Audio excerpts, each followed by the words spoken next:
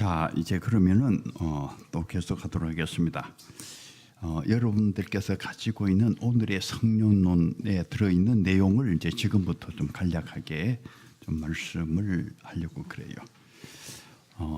이 성령께서는 어떤 일을 하시느냐면은 예수 그리스도의 복음을 전하고 하나님의 나라를 세우려고 하는 영이에요. 예수 그리스도의 복음을 전하고 하나님의 나라를 세우려고 하는 영이 성령이시다. 성령이 너희에게 임하시면 너희가 권능을 받고 예루살렘과 온 유대와 사마리아와 땅끝까지 내 증인이 될 것이다. 성령 역사하면 어떤 일이 일어나냐면은 땅끝까지 복음을 전하는.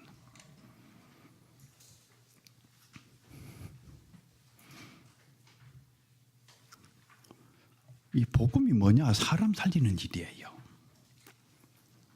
성령 역사하면은 예루살렘과 온 유대와 사마리아와 땅끝까지 이 죽어가는 사람을 살려내는 그런 일들이 펼쳐져 나간다는 거예요. 기쁨의 역사가 펼쳐져 나가는 거죠. 우리의 죄가 용서받고 하나님의 자녀가 되고, 여러분 이 죄 용서 하나님의 자녀가 되는 게 이게 어마어마한 사건입니다. 너희가 온 천하를 얻고도 내 생명을 잃으면 무엇이 유익하리요? 온 천하보다 더 귀한 것이 우리의 생명이고, 하나님의 자녀가 되는 것은 이게 엄청난 사건이에요. 영접하는 자 곧 그 이름을 믿는 자들은 하나님의 자녀가 되는 권세를 주셨으니, 이 하나님의 자녀가 되는 권세가 엄청난 권세, 엄청난 권세. 내가 하나님의 자녀, 내 신분이 달라졌다는 것도 사람들이 잘 모르지요. 사람들은 내가 재벌 가문의 아들로 태어났으면 좋겠다. 얼마나 좋을까. 내가 삼성 가문의 아들로 태어나고, 내가 SK 가문의 아들로 태어나고, 현대 가문의 아들로 태어났으면 얼마나 좋을까. 그런데 이게 하나님의 자녀가 되는 것은 그거하고 비교가 되는 것이 아니에요. 이거 어마어마한 사건, 어마어마한 사건. 금수저, 은수저, 흑수저가 아니고 이거는 다이아몬드 가운데 다이아몬드. 여러분들은 전부 다 다이아몬드 가운데 다이아몬드 수저를 물고 나온 사람들이에요. 자신의 정체성을 잘 알아야 되는데, 다이아몬드 가운데 다이아몬드 그 수저를 물고 나온 사람이 자살하겠다, 이런 병신 중에 상병신이지. 이거는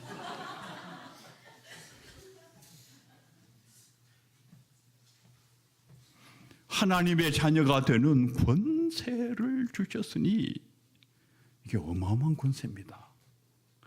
그래서 기도하라 그러죠. 그 기도해 보면은 기적을 체험하는 거예요. 놀라운 세계를 체험하는 거예요. 놀라운 기쁨을 경험하는 거지. 이 복음은 기쁨의 세계의 확장이에요. 복음 그 자체가 기쁨이잖아. 말할 수 없는 기쁨. 성령이 뭘 하시느냐? 복음을 전하는 거, 이 말할 수 없는 기쁨의 세계를 확장시켜 나가는 거예요. 이 세상을 살린다는 것이 이게 하나님의 나라를 세우는 거예요. 하나님의 나라. 이 하나님의 나라에는 이게 불의가 없어요. 이게 정의로운 세계라. 그래서 성령께서는 정의를 수립하십니다.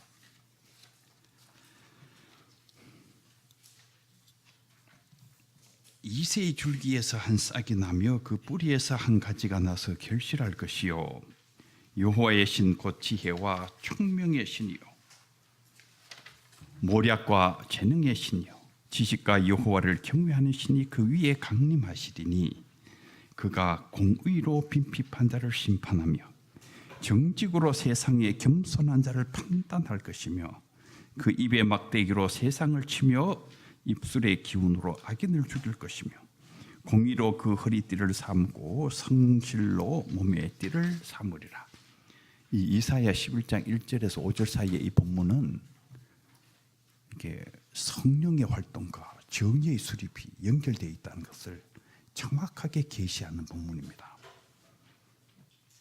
그 여호와의 신 성령이 그에게 임하니까 그가 공의의 세계, 정의의 세계를 만들어 가더라는 거예요. 구약 성경을 보면은 하나님의 영이 예언자들에게 임하니까 이 예언자들이 임금 앞에 가서 그 지배자들 앞에 가서 정의를 세우라고 얘기를 하는 거예요. 공법을 물같이 정의를 하수같이 흘릴지어다. 정의의 세계를 만들라는 거예요. 이게 정의가 짓밟히는 세계는 이게 마귀의 세계라. 하나님의 세계는 정의로운 세계. 이사야 42장 1절에서 4절 사이에도 보면은 내가 붙드는 나의 종, 내 마음에 기뻐하는 나의 택한 사람을 보라. 내가 나의 신을 그에게 주었은즉 그가 이방에 공의를 베풀리라.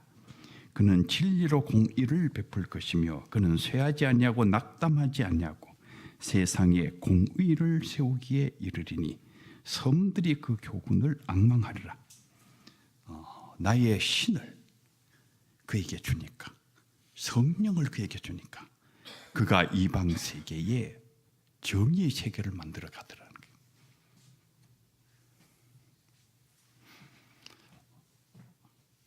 옛날에 한국 교회는 정의를 위해서 일하는 사람들을 그 세상적인 일을 한다 이러고 좀 이렇게 배척한 적이 있어요.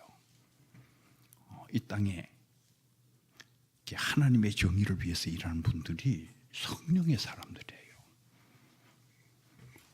그러니까 이 사람 살리는 교회에도 수많은 하나님의 의를 위해서 일하는 일꾼들이 나와야 됩니다. 그냥 우리끼리만 잘 먹고 잘 살자, 이게 진짜 성령의 교회가 아니에요. 이 민족을 살려내고 세계를 살려내는 하나님의 의의 세계를 만들어가는 그런 위대한 일꾼들이 이 사람 살리는 교회에서 나와야지요. 그게 세상을 살리는 사람의 세상을 살리는 사람.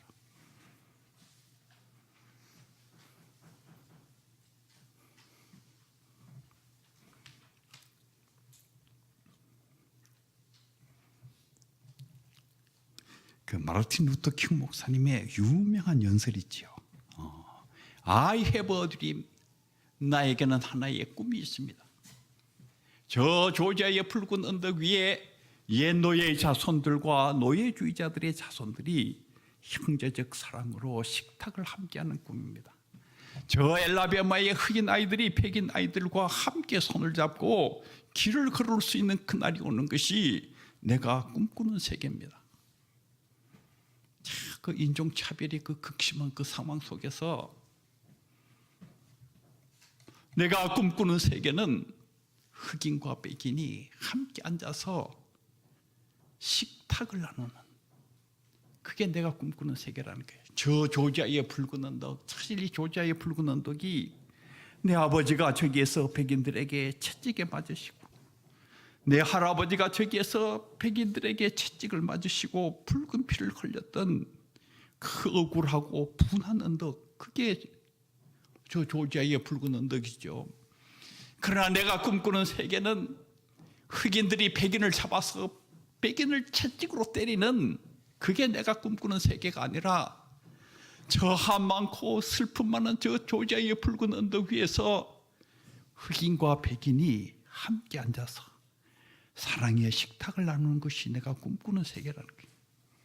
내가 꿈꾸는 세계는 저 엘라베마의 흑인 아이들이 백인 아이들과 함께 손을 잡고 길을 걸을 수 있는 그날이 오는 것이 내가 꿈꾸는 세계라는 거예요.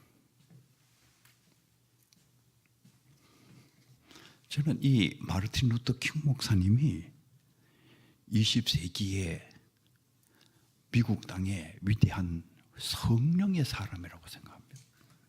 대단히 위대한 성령의 사람이에요. 그리고 마침내 역사가 바뀌었지. 그리고 흑인 대통령이 미국 땅에서 등장한 것입니다. 오바마 대통령이 미국 대통령이 된 거. 이 어떻게 흑인이 대통령이 되는 게 이게 어떻게 가능하겠어요? 이 마르틴 루터 킹 목사님이 결국 이 새 역사를 만들기 시작한 것입니다.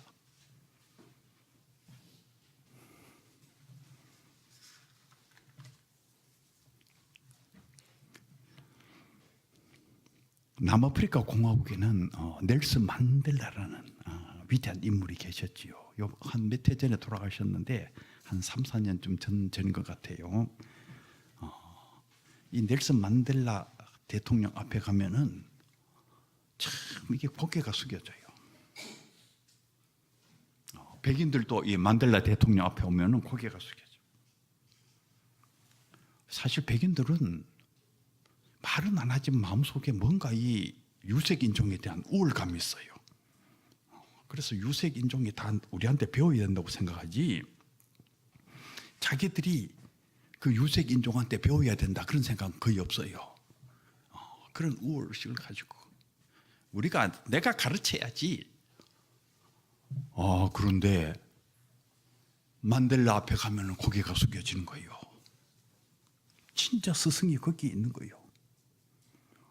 만델라가 아무 말씀도 안 하셔도 그냥 그게 그 앉아 계시는 모습 자체가 그냥 이 백인들에게 스승이라.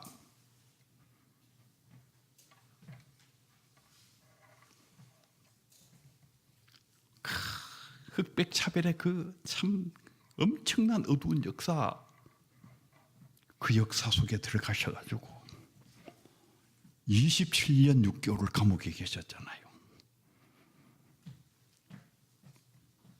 그리고 마침내 역사를 바꾸신 정말 위대한 인물이에요.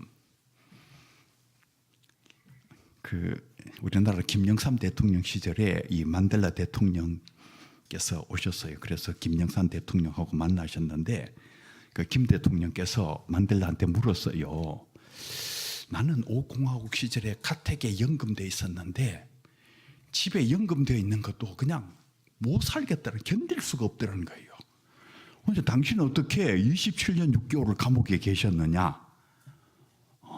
이렇게 물었더니 만델라 대통령께서 하신 말씀이, 제가 27년 6개월 감옥에 있을 수 있었던 비결은 맥주 때문입니다. 맥주. 참 이 엄숙한 순간에 맥주가 나오니까 좀 이상하긴 한데, 이 감옥에서 참 이 죄수들에게 인도주의적인 차원에서 일주일에 한 번씩 맥주 한 잔을 줬대요. 만델라 대통령이 그 맥주 기다리는 거예요. 6세 남았구나. 5세 남았다. 나흘 남았구나. 3일 남았구나. 이틀 남았구나. 내일 맥주 마시는 날이다. 그 맥주 기다리고 드디어 맥주가 나오면 그 맥주 한 잔 마시고는 또 일주일 기다려야 되는구나.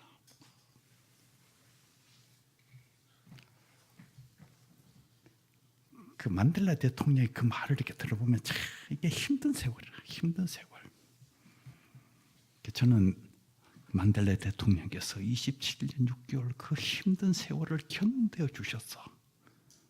그 27년 6개월 그 어려운 세월을 그분이 견뎌 주셔서 마침내 역사가 바뀌었다. 그분이 견뎌줬기 때문에 역사가 바뀐 거예요. 그런데 사실 그 남아프리카 공화국의 그 인종차별의 그 기나긴 역사, 절대로 무너질 것 같지 않던 그 어마어마한 그 벽, 어떻게 보면 27년 6개월은 짧은 기간인지 몰라요.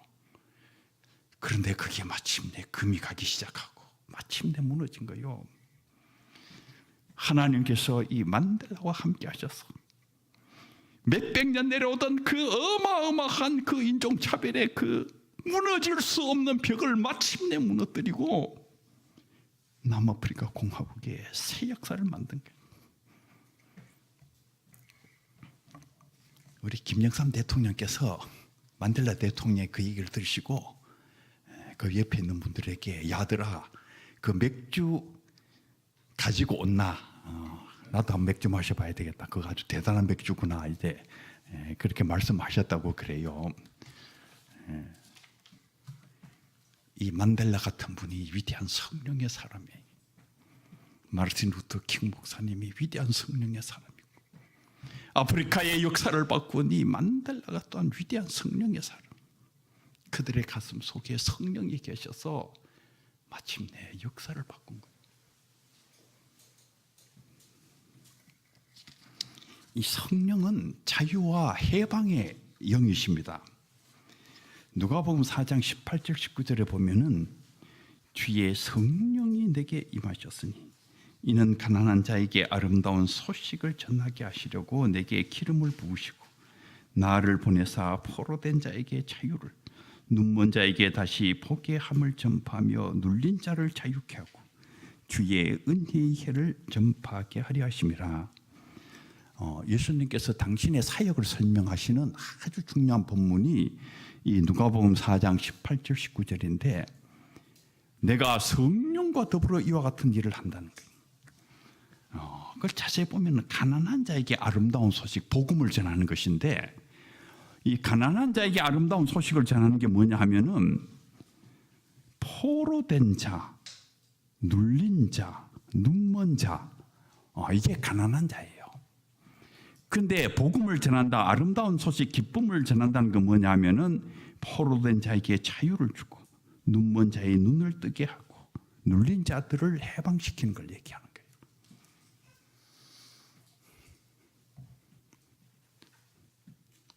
여러분, 북한의 정치범 수용소에서 갇혀가지고 죽음을 기다리는 사람들이 뭘 기다리겠어요? 그 정치범 수용소에 문이 열리고 해방의 날이 오는 걸 기다릴 거 아니에요.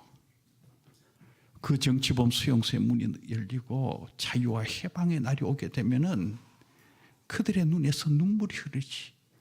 살았구나. 내가 살았구나. 주의 성령이 내게 임하셨으니 내가 성령과 더불어 이 자유와 해방의 역사를 만들어 간다는 거예요. 눈먼 자의 눈을 뜨게 하고. 여러분, 눈먼 자가 뭘 기다립니까? 소경 바디메오가 있는데 예수님이 지나갔잖아요. 소경 바디메오가 소리를 지르지 않습니까? 불쌍히 여기소서, 불쌍히 여기소서. 예수님께서 말씀하시잖아요. 내가 뭘 해주기를 원하느냐? 주여, 포기를 원하나이다. 주여, 포기를 원하나이다. 예수님께서 그 소경의 눈을 여시잖아요. 내가 성령과 더불어 이 기쁨의 사역을 시작했다, 그 말이에요. 내가 하는 이 사역이 바로 성령의 사역이고 바로 이것이 기쁨의 사역이라는 거예요. 주의 은혜의 해를 전파하게 하려 하십니다. 은혜의 해라는 것은 구약의 희년을 얘기하는 희년, 기쁨의 해.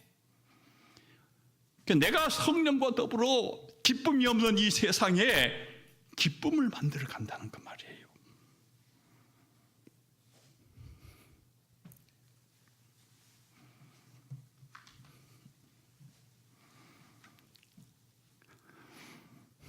제가 아프리카에 가보니까 아프리카 가나라는 나라에 이게 노예성이 있어요. 노예성.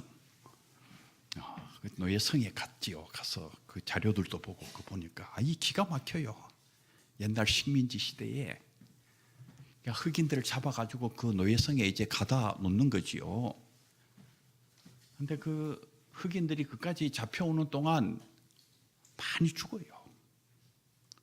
도망을 가야지 사니까 도망가려고 하다가 그냥 총에 맞아 죽고 얻어 맞아 죽고 결국 도망 못 가고 그냥 끌려가지고 그 노예성에 갇혀 있는 거지. 그 성문을 열면은 그 대서양인데 그 대서양의 배를 정박시켜 놓고는 이 사람들을 그 배에 실을 때도 이게 다 묶어가지고 실어요. 그냥 꽁꽁 묶어가지고 그 묶인 채로 대서양을 건너가는 것입니다. 그러니까 이 대서양을 건너가는 동안 또 많이 죽어요. 묶여서 그냥 제대로 움직이지도 못하고 결국 끌려가가지고 평생 그 노예로 살다가 비참하게 죽는 이 엄청난 노예무역, 이 식민지, 이 엄청난 악.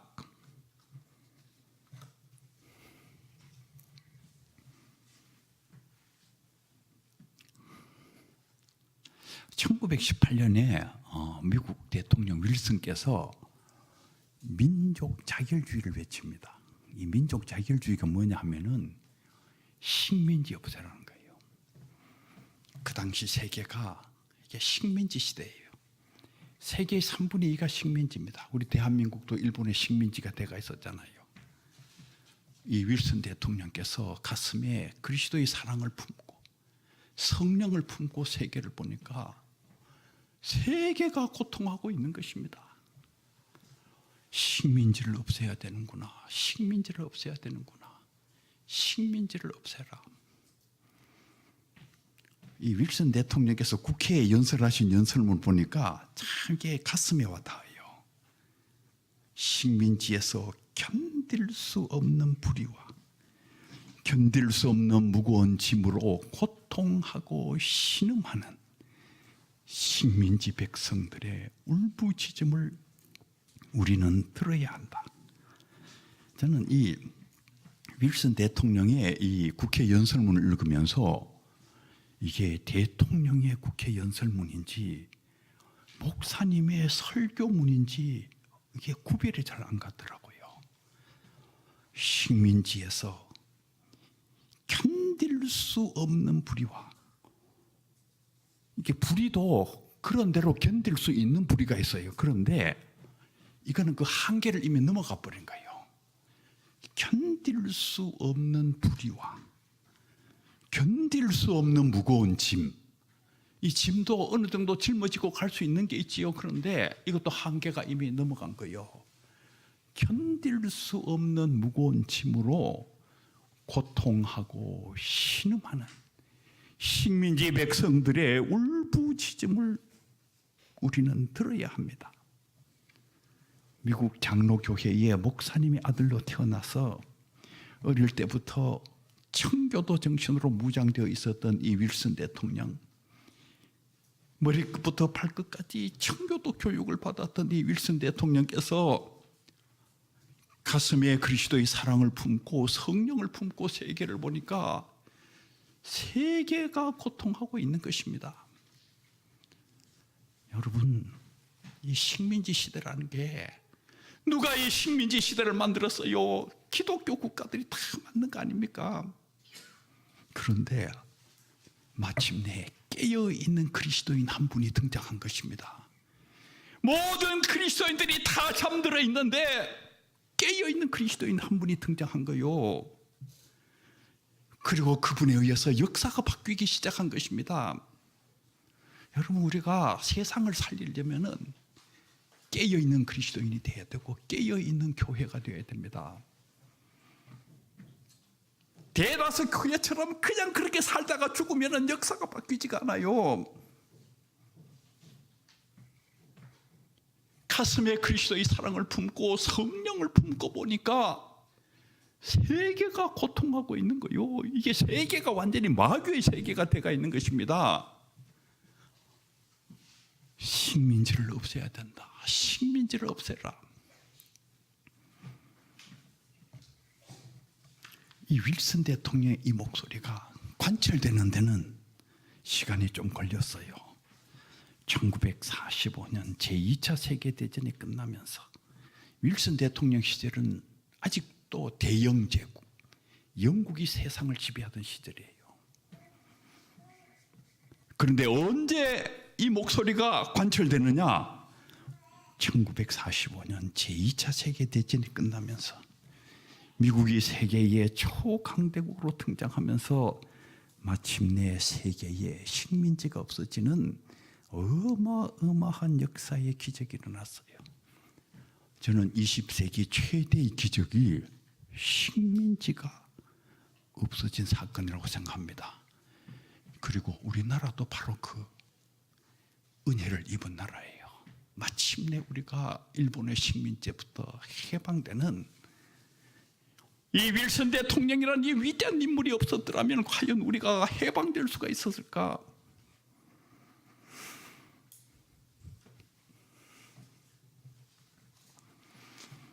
저는 마르틴 루터 킹 목사님, 넬슨 대통령, 이 윌슨 대통령 같은 이런 분들이 위대한 성령의 사람이라고 생각해요.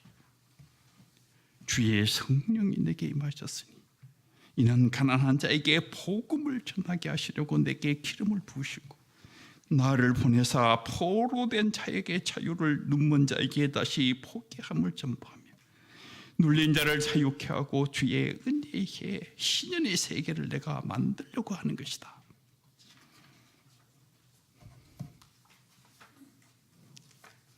이 성령은 평화와 생명의 세계를 만들어가는 영이에요. 요한복음 8장 44절에 보면은 예수님께서 마귀의 아주 핵심적인 활동을 거기에 언급하시는데, 마귀는 처음부터 살인자라는 거예요. 살인자. 전쟁이 일어나고 증오심이 들끓고 살인과 죽음의 역사가 일어날 때에 거기에 뭐가 있느냐? 살인의 영인 마귀가 있어요. 히틀러가 600만 유태인을 학살하고 히틀러가 일으킨 전쟁으로 말미암아 5,700만 명이 죽어갈 때에 그 뒤에 뭐가 있느냐? 살인의 영인 마귀가 있는 거예요. 600만이 죽어가고 5,700만이 죽어가는 역사의 비극 앞에서 마귀의 활동을 읽어내지 못하는 교회는 영적으로 죽은 교회들이에요. 저는 한국 교회 안에도 이 영성 수련 이런 게 많이 있는데 이렇게 보고 있으면은 이게 좀 수준이 그렇게 높지가 않다. 이게 너무 개인주의적이고 영혼 지향적이다, 이런 느낌을 많이 받아요. 이 역사 속에 마귀가 어디에서 활동하는지를 정확하게 읽어내지 못하는 교회는 영적으로 죽은 교회들이에요.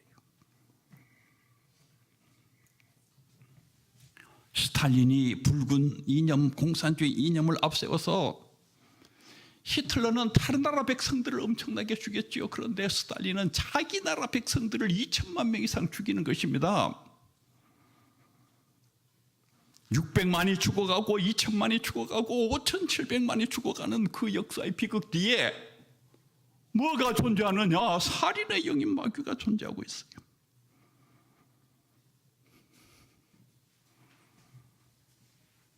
캄보디아에서는 크메르 루주군이 역시 붉은 이념을 앞세워서 국민의 3분의 1을 학살하잖아요.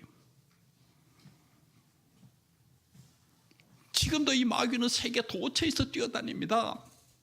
테러가 일어나고 수많은 사람들이 죽고, 그 테러가 일어나는 배후에는 깊고 깊은 증오의 구조가 있지요. 그 증오의 구조는 도대체 누가 만든 것이냐?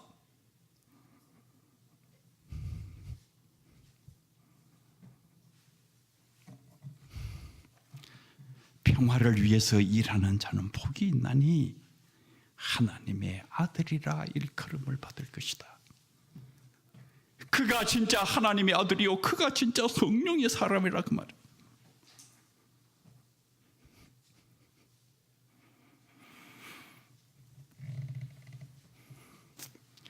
저는 베를린 장벽이 무너지고 독일이 통일되는 그 엄청난 역사, 그 중심에 라이프치히에 있는 니콜라이 교회가 있었지요. 제가 설교하면서 니콜라이 교회의 그 기도에 대해서 여러분들에게 설명을 했는데, 중요한 신학 정신이 있어요. 그게 뭐냐면 평화신학. 이 동서 냉전이 이게 극한적인 상황에 이르렀을 때에 독일 교회와 이 유럽의 교회에서 평화신학을 만들지요. 그리고 평화를 위해서 기도하고 평화운동이 시작됐지요. 이 평화신학이 이게 위대한 신학이에요. 예수 그리스도의 정신을 실현하려고 하는, 그리스도의 정신을 역사 속에서 실현하려고 하는, 그 그리스도의 정신이 마침내 역사를 바꾼 것입니다. 그 당시 동서 냉전이 극한적인 상황이 되면서 서로 상대방을 원수시하는 이데올로기가 얼마나 자랐습니까? 서구권의 사람들은 저 동쪽에 있는 저 붉은 마귀들, 근데 동쪽에 있는 사람들은 또 서쪽에 있는 저 자본주의 악당들. 그런데 이 평화신학이 얘기한 게 뭡니까? 원수사랑. 저 동쪽에 있는 저분들은 우리의 원수가 아니고 우리의 친구라는 거예요. 저들은 우리의 원수가 아니고 우리의 친구다. 이게 평화신학의 정신 아닙니까? 우리는 함께 살아야 된다. 그런데 이 서쪽의 이 평화신학의 정신이 동쪽으로 넘어간 거예요. 이 니콜라이 교회 이 평화기도회를 인도하신 이 크리스티안 휘러 목사님의 정신이 그 평화신학의 정신이에요. 그 서쪽에 있던 그 정신이 동쪽으로 넘어가가지고 동쪽에 있는 사람들이 기도하기 시작한 거예요. 그리고는 마침내 1989년 10월 9일 니콜라이 교회에서부터 칼막스 광장까지 사람이 가득하게 되고 10월 30일에는 30만 명이 그냥 가득 차면서 마침내 베를린 장벽이 무너지는 어마어마한 역사의 기적이 일어났어요. 이 성령께서는 우리의 개인의 삶에서만 기적을 일으키는 게 아니에요. 역사 속에서도 기적을 일으킵니다. 그런데 그냥 기적이 일어나는 게 아니에요. 하나님의 사람과 함께 기적이 일어나요. 기도하는 사람들과 함께, 평화를 위해서 일하는 사람들과 함께, 성령의 사람들과 함께 이 성령께서는 어마어마한 기적을 일으키는 거예요.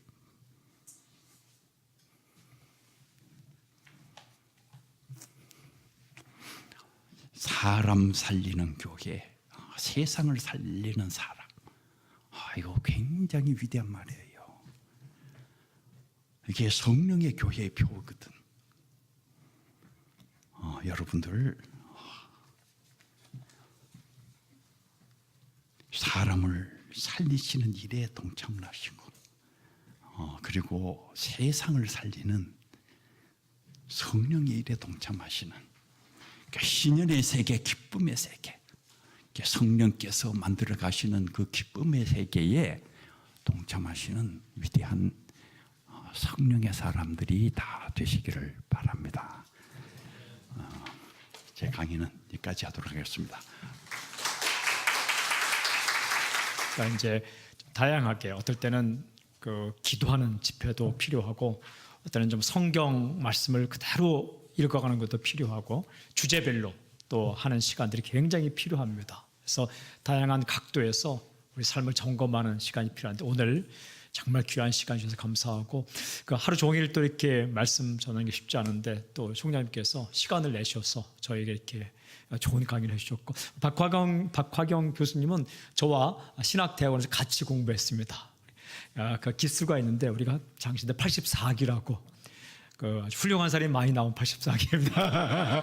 그런데 우리 교수님은 기독교 교육학 전공하셨고, 그 교수님도 우리 총장님께 박사학위 논문 지도를 받았고, 저도 이제 받았고, 전 선생님이시고, 돌아가신 한 목사님이 목회 부반에서 저에게 가장 큰 영향을 준 멘토 분이시고, 우리 총장님은 저에게 그 학교에 남아 있지는 않지만 그래도 열심히 학문 공부하는데 저 선생님으로 그 석사, 박사 이렇게 멘토 해준 지도 교수님이신데 얼마나 감사한지 모릅니다. 제가 주일날 이렇게 우리 예배 나오셔서 요 앞자리에서 예배 드릴 때 기분이 굉장히 좋아요. 크리스찬 투데이에서 그 기자가 저한테 묻더라고요. 선생님이 앞에 계신데 설교하는 게 부담이 안 됩니까? 저는 전혀 부담이 안 됩니다라고. 왜냐하면 저를 가르쳐준 선생님 앞에 제가 설교한다는 게 얼마나 기쁜 일인지 모르겠습니다. 이렇게 대답했어요. 예전에도 한 목사님 살아계실 때 목사님 앞에 앉아 계시면 안 계시다가 들어오면 또 힘이 막 나고 그렇더라고요. 그래서 이제 참 감사하고, 저희 성도님들께 가장 좋은 밥을 지어서 가장 맛있는 반찬으로 이렇게 대접하는 게 제 꿈입니다. 그래서 정말 좋은 강의, 정말 좋은 말씀, 메시지가 있다면 이렇게 좀 이렇게 자리를 마련해서 드리고 싶은 게 제 소망인데, 오늘 그래도 아주 이 음식 가운데 최고의 음식을 이렇게 스페셜하게 대접한 것 같아서 아주 기분이 좀 좋고, 오늘 남은 하루도 좋은 하루가 되시길 바라고, 우리가 정말 주님 만날 때까지, 주님 오실 때까지, 주님 다시 만날 때까지 열심히 기도하고 열심히 살고 해서 내가 먼저 바뀌고 또 내 주변을 바꾸어 가는데 우리가 쓰임받는 놀라운 역사가 있길 바랍니다. 저도 오늘 새삼스럽게 저희 교회 모토로 주신 사람 살리는 게 세상 살리는 사람, 이게 이렇게 귀하다는 것을 아주 더 깊게 느꼈습니다. 우리 한번 외치고 기도하고 마치겠습니다. 자, 사람 살리는 게 세상 살리는 사람, 한번 시작. 사람 살리는 교회, 세상 살리는 사람. 아멘. 승리하시고 평안하시길 바라고 기도하겠습니다. 아버지 하나님, 주님을 믿고 주님께 부름받았다는 사실이 얼마나 감사한지요. 하나님, 매 순간이 감사와 은혜로 가득 차게 하여 주시옵소서.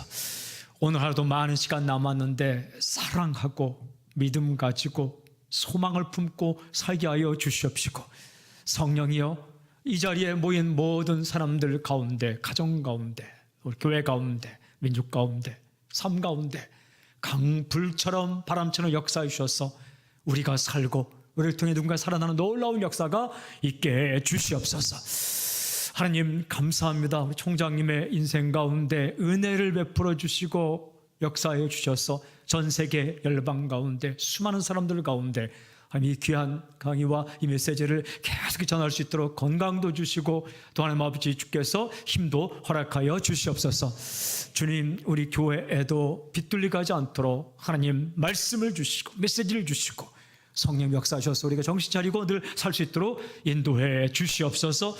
예수님의 이름을 감사하며 기도하옵나이다. 아멘. 주님을 찬양합니다. 아멘.